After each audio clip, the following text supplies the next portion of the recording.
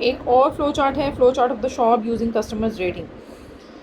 अब customer rating के accordingly हम जो है वो फ़्लो चार्ट किसी भी शॉप का देखते हैं। वो क्या है कि सबसे पहले है स्टार्ट, उसने ऑर्डर लिया, उसके बाद उसने जो है वो रेटिंग देखी, ठीक है। रेटिंग अगर नहीं है तो कस्टमर को नोटिफाई किया और एंड कर दिया, और अगर है, ठीक है, तो आइटम को चेक करेगा कि आइटम अवेलेबल है कि नहीं है, ठीक है। अगर आइटम अवेलेबल है, येस है, तो फिर जो है वो पिक पैक और शिप होगा। फिर अगर कस्टमर उसको येस करता है, पे करता है, तो वो डिलीवर हो जाएगा और रेटिंग भी उसकी इंक्रीज़ हो जाएगी, ठीक है।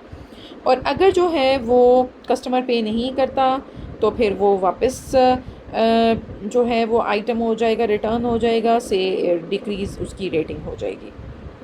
तो ये बेसिकली क्या है, ये दो तरह के फ़्लो चार्ट हैं। आप इसको किसी भी तरीके से अगर प्रॉपर किसी भी सोल्यूशन निकालना हो तो आप उसको अपनी अंडरस्टैंडिंग के मुताबिक प्रॉपर सिंबल्स को यूज़ करके बना सकते हैं। नेक्स्ट एक एग्जांपल है, a flow chart of log n system showing steps such as inputting a username and password, verifying credentials and guaranteeing access। अब इसमें क्या है कि एक लॉगिन सिस्टम है, ठीक है। लॉगिन सिस्टम में क्या होता है, यूज़र नेम और पासवर्ड जब डालते हैं तो वो एग्जैक्टली मैच करना चाहिए। अगर तो वो मैच कर जाता है, वेरीफाई का यही मतलब है कि आपने जो पहले डाला था एग्जैक्टली वही है या नहीं है। तो अगर वो हो जाता है तो एक्सेस ग्रांट हो जाएगी, और अगर नहीं है तो फिर एक्सेस ग्रांट नहीं होगी। तो इसका जो फ़्लो चार्ट है, स्टार्ट से स्टार्ट हो रहा है, ठीक है। और उसके बाद अब यूज़र के पास क्या है, यूज़र के पास 5 अटैम्प्ट्स हैं, यानी 5 अटैम्प्ट्स के बाद जैसे मोबाइल लॉक हो जाता है कुछ अटैम्प्ट्स के बाद, सेम इसी तरह से यहाँ पे भी इसके पास जस्ट 5 अटैम्प्ट्स हैं। पहली अटैम्प्ट में ही क्या किया है कि अटैम्प्ट उसकी नहीं हुई, डायरेक्ट वो लॉगिन पे चला गया। लॉगिन पे गया, लॉगिन के बाद उसने क्या किया है कि ऑथराइज़ चेक करना है कि ऑथराइज़ हुआ है कि नहीं, यानी यूज़र नेम और पासवर्ड उसने सही डाला है कि नहीं।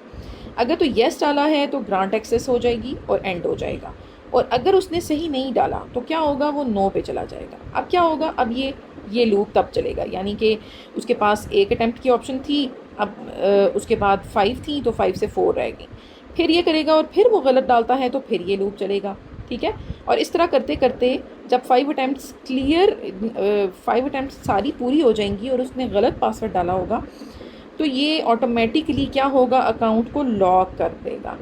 जब लॉक करेगा तो यहाँ से यूज़र को भी अलर्ट कर देगा, जो भी रेलिवेंट यूज़र है, ठीक है, उस तक मैसेज आ जाएगा कि आपके अकाउंट को कोई ना कोई सस्पिशियस एक्टिविटी कर रहा है, और उसके अकॉर्डिंगली यहाँ से इसको एंड कर देगा। तो ये basically flow chart login system का है। अच्छा जी, क्लास एक्टिविटी है, draw flow chart for selecting the school cricket team. The team can have a maximum of 11 players and each player must have a parental permission. तो ये आपने class activity flow chart की ये ख़ुद करनी है और मुझे आप लोगों ने इसका सलूशन भेजना है, that is your homework. Next is pseudo code, second solution. एक हमने फ्लो चार्ट पढ़ा था, next is pseudo code.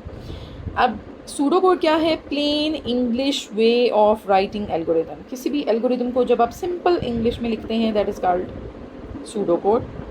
Pseudo code से क्या होता है कि जो प्रोग्रामिंग सेंटेक्स अगर आपको नहीं भी आता तो भी आप प्रोग्रामिंग की जो लॉजिक है उसको आप अंडरस्टैंड कर सकते हैं।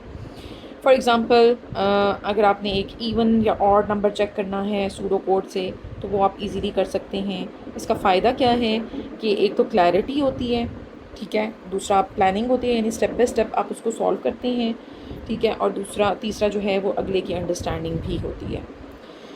For example, determining whether a number is even और odd is a fundamental task in programming in computer science, ठीक है।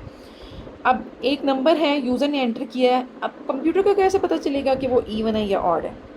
तो इवन नंबर की हमेशा ये कंडीशन होती है कि जो है ना वो डिविजिबल बाय 2 होता है, ठीक है, और जब डिविजिबल बाय 2 होता है तो उसका जो रिमाइंडर है वो हमेशा 0 आता है, और जो ऑड नंबर है वो हमेशा उसके पास जो रिमाइंडर है वो 1 बच जाता है जब हम उसको 2 से डिवाइड करते हैं। तो ये तो एक हो गई हमारे पास लॉजिक कि ये बेसिकली इवन और ऑड की लॉजिक ये है। अब इसका अगर सूडो कोड डिज़ाइन करना हो तो सूडो कोड में क्या है, सूडो कोड में आपके पास एक प्रोसीजर कहते हैं फंक्शन को, ठीक है। अब प्रोसीजर है, सबसे पहले प्रोसीजर का नाम है चेक इवन ऑड नंबर, ठीक है। नंबर क्या है, नंबर इज़ एन आर्गुमेंट,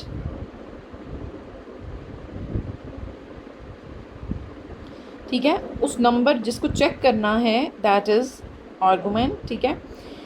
और यहाँ पे सबसे पहले ये जो नंबर है यूज़र इनपुट देगा। इनपुट नंबर के आगे क्या लिखा हुआ है, नंबर टू बी चेक्ड, यानी यूज़र ने फॉर एग्ज़ाम्पल डाला 10, आउटपुट में क्या आएगा, even if the number is even, odd if the number is odd, ठीक है। अब ये क्या था, ये आउटपुट में आ रहा है। अब बिगिन से आपकी मेन प्रोग्राम लॉजिक स्टार्ट हो रही है। अच्छा, अब वो क्या है कि ये जो नंबर इस वेरिएबल के अंदर यूज़र ने 10 डाला था, अब इस 10 को वो डिवाइड करेगा 2 से। अब 10 को जब 2 से डिवाइड करेगा तो वो ये देखेगा कि 2 5 10 होता है और रिमाइंडर आ जाता है 0। ये जो हमारे पास ऑपरेटर है ये बेसिकली रिमाइंडर फाइंड करता है, that is a modulus operator, इसको हम कह देते हैं मॉड ऑपरेटर, ठीक है। मॉड ऑपरेटर है ये, और या आप इसको मॉडुलस भी कह सकते हैं। और इसका काम क्या है कि कोई भी जो भी इसके इर्द गिर्द लिखे हुए होते हैं ऑपरेंड्स, उनका रिमाइंडर फाइंड करके दे देना। तो इन दोनों का रिमाइंडर जब आएगा 0 तो वो यहाँ पे जो इसकी वैल्यू है वो हो जाएगी 0, ठीक है। इसको अगर मैं करती हूँ किसी दूसरे कलर से तो यहाँ पे इसकी वैल्यू आ गई 0। जब 0 आ गई तो 0 इक्वल्स 0, ठीक है। 0 इक्वल्स 0 हो जाएगा, देन प्रिंट इवन, तो प्रिंट हो जाएगा इवन। और अगर ये 0 इक्वल्स 0 नहीं आता, मतलब कि इसकी जगह 1 आ जाता है, तो ऑब्वियसली ये एल्स वाले पोर्शन में चला जाएगा। एल्स वाला पोर्शन कब एग्जीक्यूट करेगा, जब नंबर मॉड 2, यानी नंबर को आप 2 से डिवाइड करें तो उसका आंसर 0 ना आए, ठीक है। तो उस सूरत में ये प्रिंट करेगा ऑड को, और उसके बाद ये आपका इफ़ है तो एंड इफ़ हो जाएगा और आपका फंक्शन यहाँ पर ख़त्म हो जाएगा। तो आउटपुट ये बेसिकली क्या है, ये आपका एक सूडो कोड है जिसमें आप क्या कर रहे हैं, आप सिंपली एक नंबर को चेक कर रहे हैं यूज़र से कोई भी नंबर इनपुट लेके कि वो नंबर जो है वो इवन है या ऑड है।